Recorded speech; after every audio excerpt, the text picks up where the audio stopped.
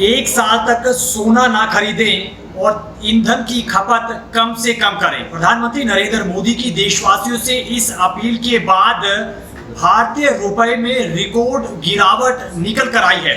इसके क्या कुछ कारण निकल कर आते हैं और आज डॉलर ने क्या कुछ ऐतिहासिक रिकॉर्ड कायम किया है, वो भी जानकारी आपको शेयर करेंगे। पीटीसी न्यूज का प्लेटफॉर्म है, मैं हूं आपके साथ अतुल वर्मा। प्लेटफॉर्म पर नए हैं तो प्लेटफॉर्म के साथ जरूर जुड़िए, पेज को लाइक और फॉलो जरूर कीजिए। अगर आज आपने ये खबर नहीं देखी, नहीं सुनी, अखबार खोलकर नहीं देखा, तो ये खबर आपके लिए है, क्योंकि भारतीय रुपया अब तक के ऐतिहासिक निचले स्तर पर पहुंच गया है। इतना पतला हो चुका है कि आप ये खबर जरूर जानिए और इसके कारण भी जरूर जानिएगा। इसके पीछे की वजह क्या कुछ निकल कर आती है। मिडल ईस्ट में जारी जंग का असर साफ तौर पर देखा जा रहा है और ऐसा असर कि भारतीय रुपया बहुत पतला हो चला है। सबसे पहले तो आपको बताएंगे कि $1 की कीमत अब फिलहाल कितनी हो चली है मार्केट में। तो जानकारी यही निकल कर आ रही है कि 100 रुपए के करीब $1 के दाम पहुंचने वाले हैं, क्योंकि जिस तरीके से लगातार महंगाई 7वें आसमान पर चलती हुई निकल कर आ रही है और मिडल ईस्ट में लगातार जंग का माहौल जारी है। तो ऐसे में डॉलर लगातार मजबूत हो रहा है और भारतीय रुपया लगातार कमजोर होता चला जा रहा है। अभी फिलहाल $1 की कीमत 95 रुपए को क्रॉस कर चुकी है और ताजा कीमत 96 रुपए 20 पैसे निकल कर आई है, यानी कि $1 की कीमत 96 रुपए 20 पैसे है। लेकिन डॉलर के मजबूत होने के क्या कुछ अहम बिंदु निकल कर आते हैं और भारतीय रुपया दिन प्रतिदिन इतनी कमजोर कड़ी में क्यों चला जाता जा रहा है। दूसरी तरफ बहुत सारे लोग प्रधानमंत्री नरेंद्र मोदी के नेतृत्व का जिक्र करते हैं, अर्थव्यवस्था को लेकर बड़े बड़े डींगे हाँकते हैं और चौथी सबसे मजबूत अर्थव्यवस्था की बात करते हैं। दावे और दलीलें अपनी जगह है, लेकिन ताजा तस्वीर सभी के सामने है और ये ताजा तस्वीर काफी हैरान कर देने वाली है।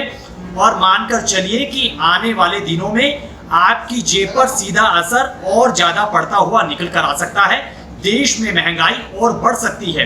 कुछ दिनों पहले कई कंपनियों की तरफ से दूध के दाम बढ़ाए गए, पेट्रोल, डीजल और सीएनजी के दाम भी बढ़े।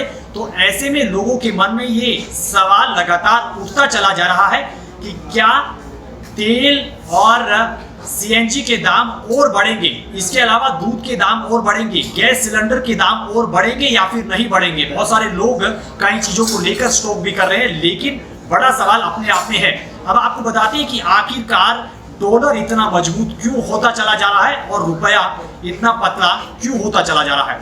सबसे पहले और सबसे बड़ी वजह तो यही निकल कर आती है कि जंग का असर साफ तौर पर देखने को मिल रहा है। ईरान, इजराइल और अमेरिका के बीच मिडल ईस्ट की जो जंग जारी है, रह रहकर ये जंग जारी है और इसका असर साफ तौर पर भारत की अर्थव्यवस्था पर पड़ता हुआ निकल कर आ रहा है, जिसमें एक बैरल क्रूड ऑयल की कीमत $110 के पार जा चुकी है। ऐसे में भारत अगर कच्चे तेल को लेकर खरीदारी की बात करें तो भारत 80% के करीब 80% जो खरीदारी है कच्चे तेल की वो बाहर से ही करता है, जिसको लेकर जो भारतीय कंपनियां हैं, भारतीय कंपनियों को जो पेमेंट है वो डॉलर में ही चुकानी पड़ती है अंतरराष्ट्रीय बाजार में। ऐसे में मानकर चलिए कि डॉलर की जो वैल्यू है वो बहुत ज्यादा बढ़ चुकी है और दूसरी तरफ जो निवेशक हैं, यानी कि एफपीआई, विदेशी निवेशक भी कहीं ना कहीं शेयर बाजारों से पैसा निकालकर डॉलर में इन्वेस्ट कर रहे हैं। और अब तक जो जानकारी निकल कर आई है वो बहुत चौंकाने वाली है। भारतीय शेयर बाजार से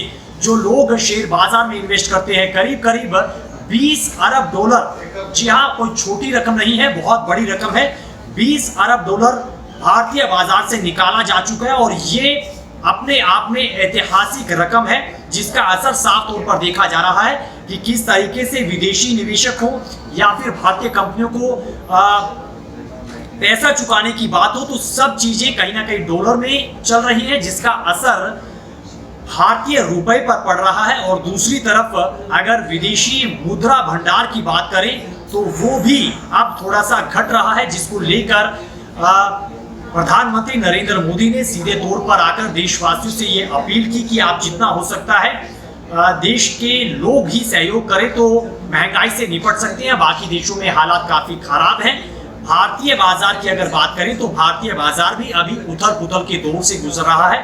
भारतीय शेयर बाजार का जिक्र कर ले, सोने चांदी का जिक्र कर ले, तो खास तौर पर प्रधानमंत्री नरेंद्र मोदी की यही अपील निकल कर आई थी कि सोना आप मत खरीदिए, विदेशों में आप सफर कम कीजिए, कम से कम कीजिए, और सरकारों को, तमाम सरकारों को भी अपील की कि आप अपनी सिक्योरिटी में गाड़ियों को लेकर जो काफिला है उसको भी कम कीजिए, आप सार्वजनिक जो ट्रांसपोर्ट है उसका इस्तेमाल कीजिए, और लोगों को भी ये अपील की कि ईंधन की खपत कम से कम कीजिए, तभी महंगाई पर काबू पाया जा सकता है। लेकिन 5 राज्यों में चुनाव के बाद जिस तरीके से तेल के दाम बढ़ाए गए, जिस तरीके से दूध के दाम कंपनियों की तरफ से बढ़ाए गए, तो ऐसे में सवाल सीधे तौर पर सरकार पर ही उठते हैं, और प्रधानमंत्री नरेंद्र मोदी के विदेशी दौरे को लेकर भी सवाल उठाए जा रहे हैं कि आखिरकार एक तरफ मिडल ईस्ट की जंग का असर भारत पर पड़ रहा है, रुपया लगातार पतला हो रहा है, लेकिन प्रधानमंत्री नरेंद्र मोदी विदेशी दौरे कर रहे हैं, लेकिन दूसरी तरफ यूएई में एक समझौता जो तेल को लेकर हुआ है उसमें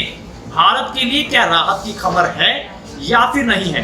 यूएई के तरफ से जो जानकारी निकल कर आई है कि भारत को कच्चा तेल बहुत बड़ी मात्रा में दिया गया है जो इमरजेंसी में इस्तेमाल किया जाएगा, और उसको लेकर कोई कीमत भारत को नहीं चुकानी पड़ेगी।